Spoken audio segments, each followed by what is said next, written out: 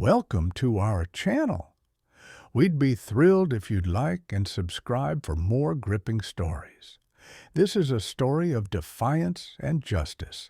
A black FBI agent, pulled over and disrespected, faces a cop's arrogance with unshakable resolve. In mere minutes, the tables turn, and the officer's badge becomes his burden.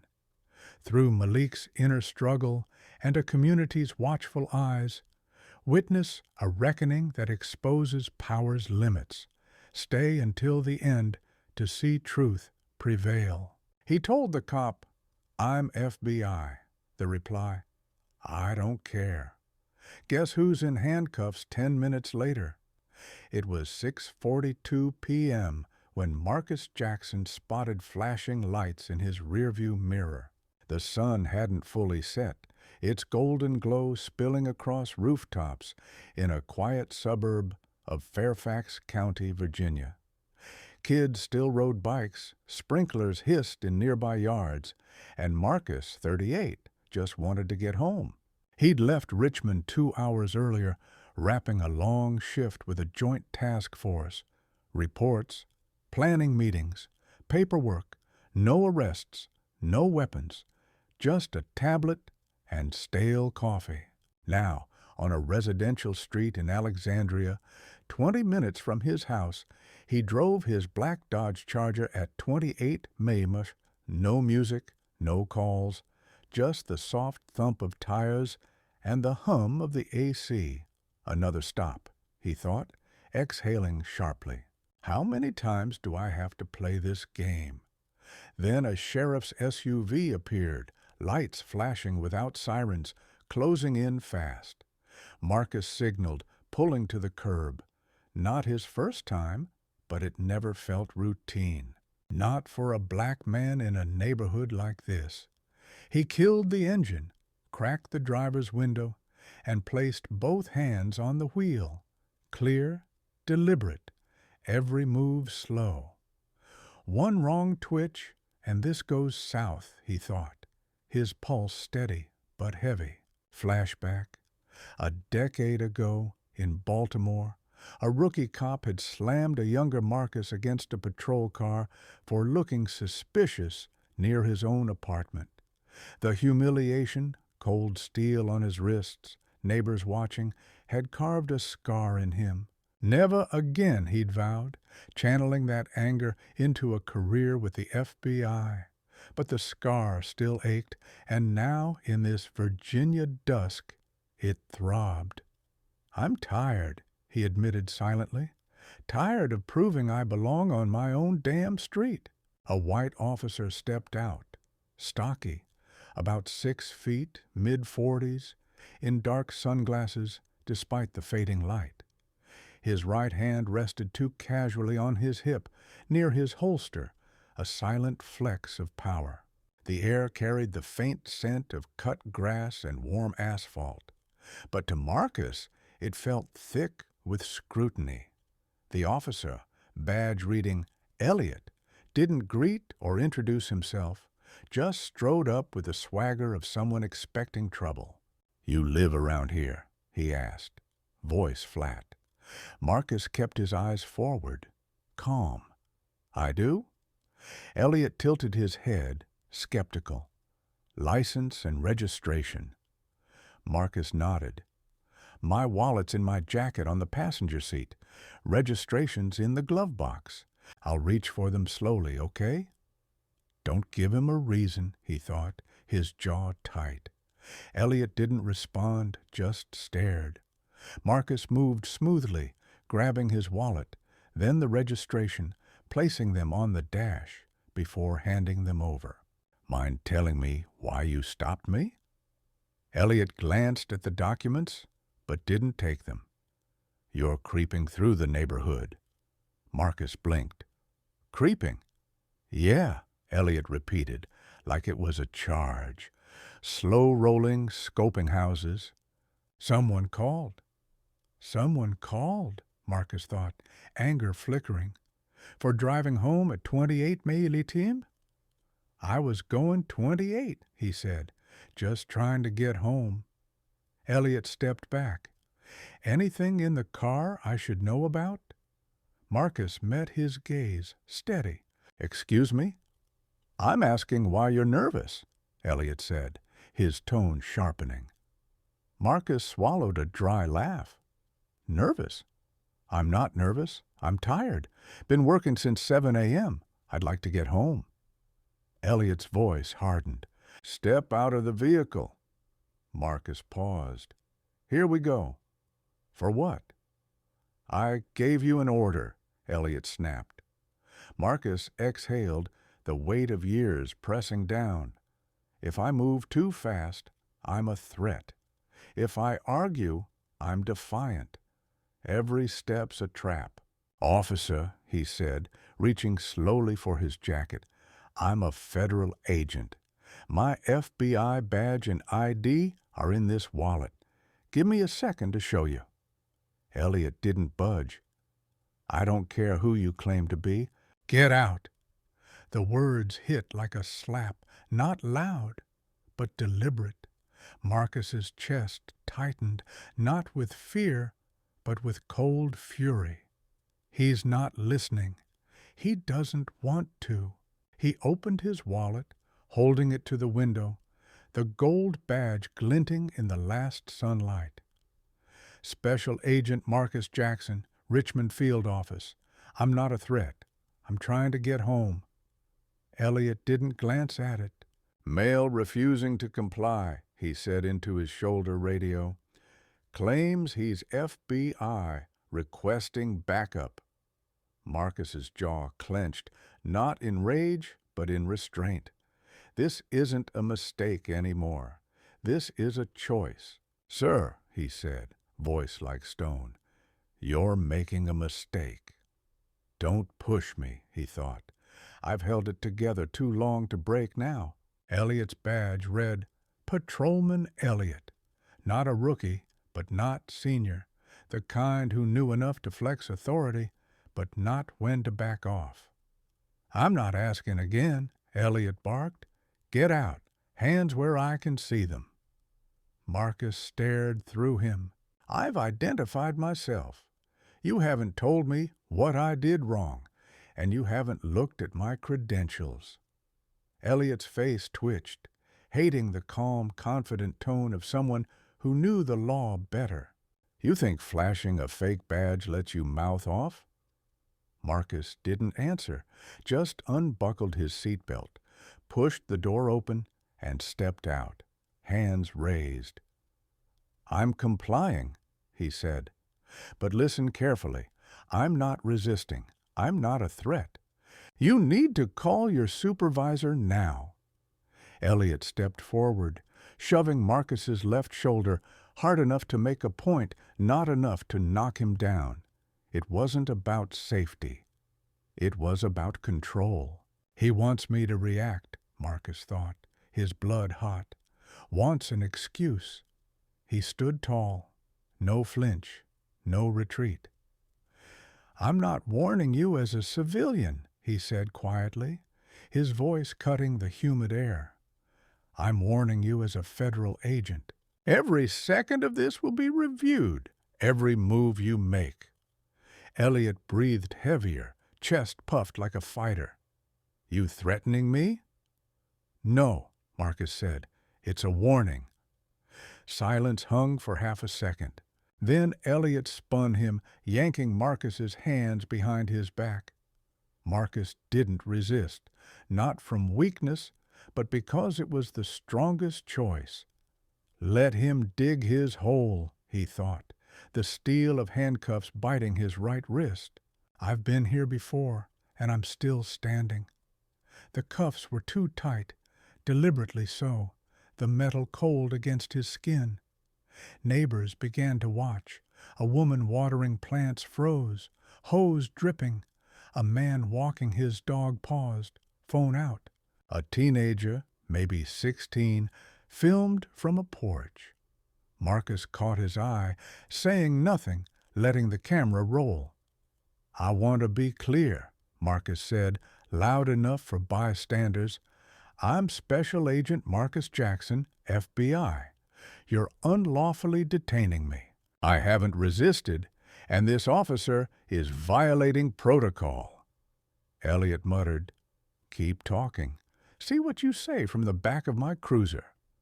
He thinks he's won, Marcus thought, his anger now a focused blade. He's about to learn. Elliot's radio crackled. "Backup. ETA 2 minutes." He pushed Marcus toward the cruiser's hood, leaning close.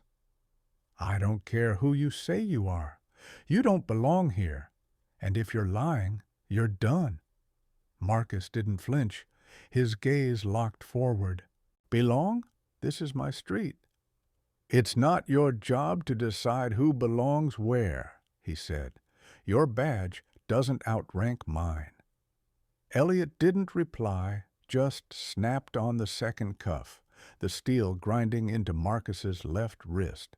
The street fell quiet, even the cicadas hushed, the air heavy with the scent of impending rain. Street lights flickered on, one by one, casting long shadows like indifferent witnesses weighing justice. Then, in the distance, more cruisers rounded the corner. Backup had arrived, and with it, reckoning. A lead patrol car screeched to a stop, followed by another. A tall woman in her late 40s stepped out, lean, with piercing eyes and dark blonde hair in a tight bun. She moved with purpose, not haste, like someone used to commanding. Lieutenant Karen Voss. She scanned the scene. A black man in handcuffs, silent and composed, a white patrolman radiating adrenaline, neighbors filming, some shouting. The fading light painted the street in hues of orange and gray, the air thick with tension. Elliot straightened, his voice too loud. Suspect was acting suspicious, claims he's FBI. Refused to exit the vehicle, non-compliant. Voss's gaze shifted to Marcus, noting his steady breathing, his calm. Then she saw the wallet with the badge on the cruiser's roof. She picked it up, opened it, and in 2 seconds her head tilted back slightly. Her eyes darted to Elliot, then Marcus. "Special Agent Jackson?" she asked, voice recognizing. Marcus nodded once. "That's right." Finally, he thought, relief mixing with exhaustion. Someone's listening. Elliot faltered. "Wait, what?" Voss closed the wallet, gripping it tightly. "You handcuffed a federal agent?" she asked Elliot directly. "He refused my orders," Elliot stammered. "Driving slow, scoping houses, someone called." "Protocol?" Voss repeated, her tone icy. "Which part of protocol says you ignore valid ID and cuff without verifying credentials?" Elliot opened his mouth, but nothing came out. Voss turned to Marcus. "Agent Jackson, are you injured?" "No," he said, rubbing his wrists, red marks blooming. "Just disrespected." She nodded. "I'm removing those cuffs immediately. I apologize for this." She glanced back. "Officer Vega, uncuff him." A young officer hesitated, then complied. Marcus flexed his wrists, the sting sharp. Disrespected doesn't cover it, he thought. This is bigger than me. "You carrying?" Voss asked, eyeing his hip. "Off duty, no weapon," he said. She nodded, calculating. Elliot stepped forward, doubling down.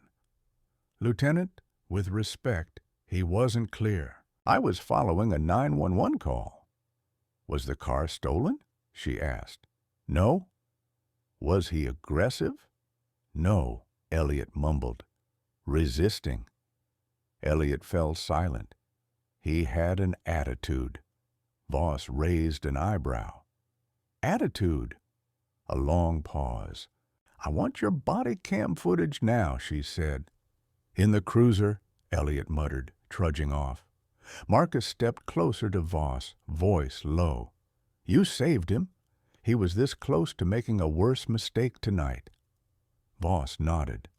I've seen that look on too many guys. Good and bad. That wasn't policing. That was ego. Marcus glanced at the neighbors, still filming, the teenager's phone steady. They saw it, he thought. That's what matters. He wasn't humiliated. He knew what could have happened and who'd be blamed. As Elliot returned with his body cam, Voss took it without a word, hitting play. The footage was clear. Marcus's calm voice, presenting ID, staying composed as Elliot's tone escalated. Officer, I'm a federal agent. Think I care who you claim to be? Get out. Voss's jaw tightened, her brows lowering. She didn't ask questions. She didn't need to. Marcus stood a few feet away, arms crossed, staring ahead, not at the screen. I lived it, he thought. Don't need to watch it. Voss stopped the footage and handed back the cam. You violated protocol, she said flatly. You escalated without cause, ignored valid ID, and unlawfully detained a federal officer.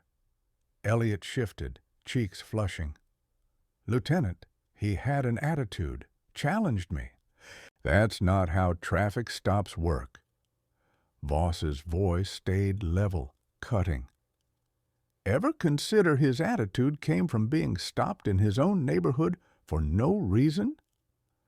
Elliot opened his mouth, but her glare silenced him. Enough. I'm reporting this to Internal Affairs.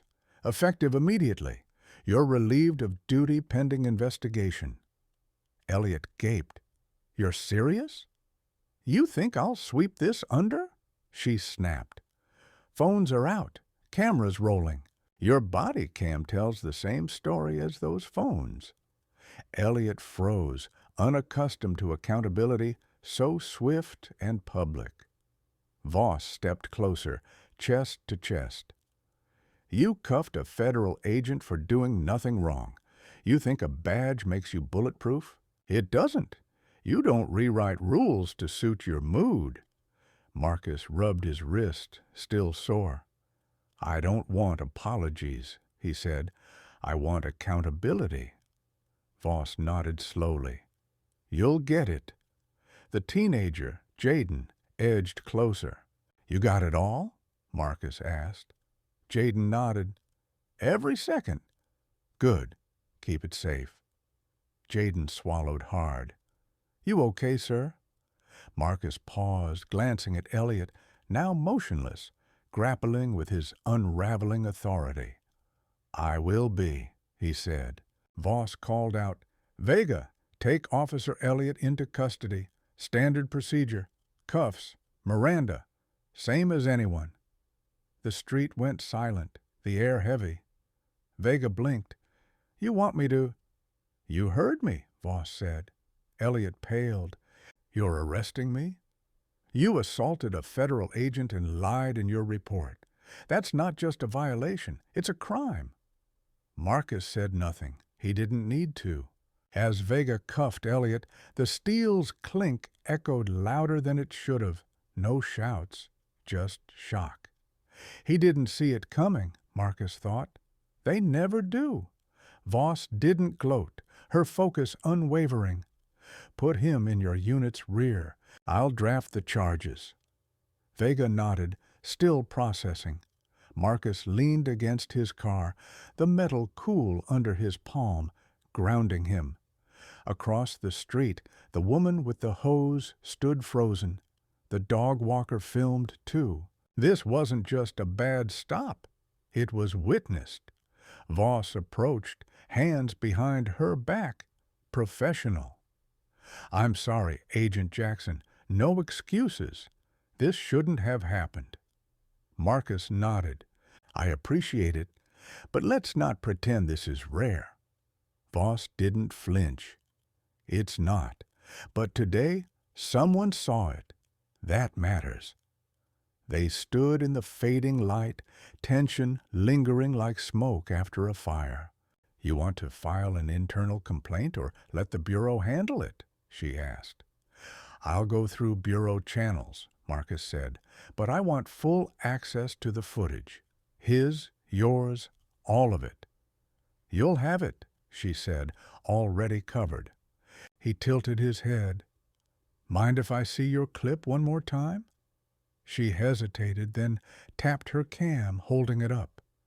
The small screen glowed. Marcus driving, calm, presenting ID, staying steady as Elliot's voice rose. "Think I care who you claim to be? Get out." That's the moment, Marcus thought, watching himself like a stranger. The moment he chose ego over truth. The cuffs clicked on screen.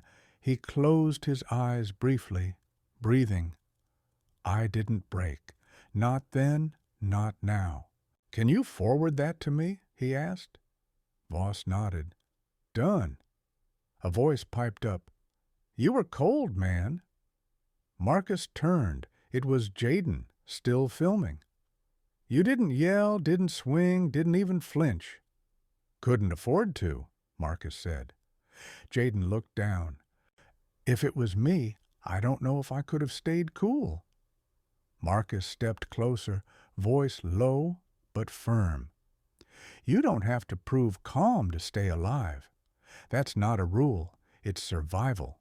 But sometimes surviving means staying steady." Jaden nodded, his eyes holding fear, admiration, anger. "What's your name?" Marcus asked. "Jaden." "Well, Jaden, keep that video. Not for me, for you." Jaden's eyes widened. "Yes, sir." Marcus turned to his car, hand on the roof, needing something solid. Voss called out, "Before you go, I need a formal witness statement. Here or at the station?" Marcus glanced at the block. Some neighbors drifted inside, but a few lingered, watching. Jaden still stood by the curb, thumbs on his phone, likely uploading. "I'll come by tomorrow," Marcus said. "Right now, I just want to go home." Voss nodded, no pushback. "Understood." He opened his door but paused, looking back. "Think anything'll happen to him?" Voss crossed her arms, taking a beat. "I can't promise discipline, but I can promise truth tonight. Sometimes that's how accountability starts." It's not enough, Marcus thought, but it was real. As he slid into the driver's seat, Voss added, "Thank you for keeping it steady, for raising the bar higher than he ever deserved." Marcus nodded. "I didn't do it for him." He closed the door, started the engine, and pulled away, the scent of rain heavier now. Streetlights glowed, casting pools of light on the asphalt, indifferent but steady. His wrists ached, but his mind was sharper than ever. Back at the scene, Voss watched his car vanish around the block. She turned to Elliot, now in Vega's cruiser, red-faced and silent, lips moving, but saying nothing, like he'd just realized his badge wasn't immunity. He thought he was above it, she thought, her own anger tightly leashed. She approached the cruiser. "You're being charged with unlawful detention, excessive force, and failure to follow lawful ID protocol." Elliot stared, disbelieving. "Come on, Karen. You're not really charging me." She leaned in. "You think you're above this? I made a call based on conduct. You didn't think. You assumed. You didn't check the ID he handed you because you didn't care about the truth. You wanted control." He laughed bitterly. "So I'm the bad guy now?" "No," she said. "You thought the rules only applied to others."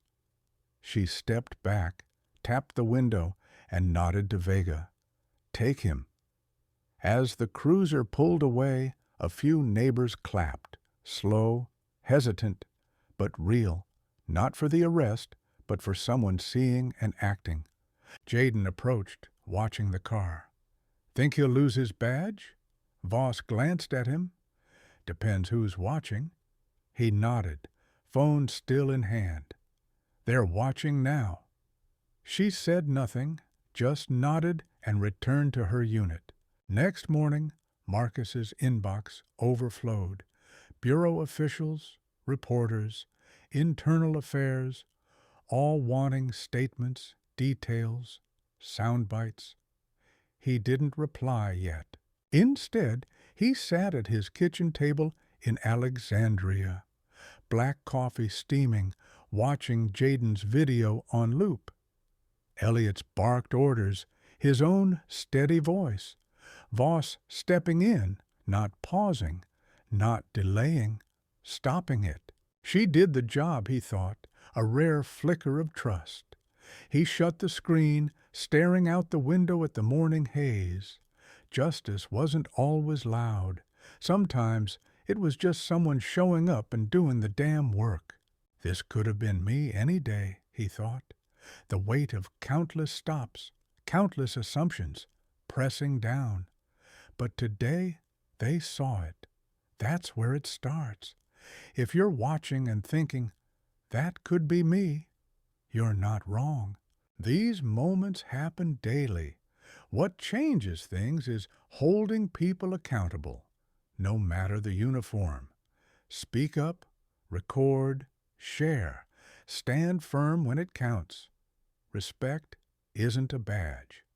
It's how you wear it. Next time someone thinks power means impunity, remind them real power doesn't need to prove itself. It just does right.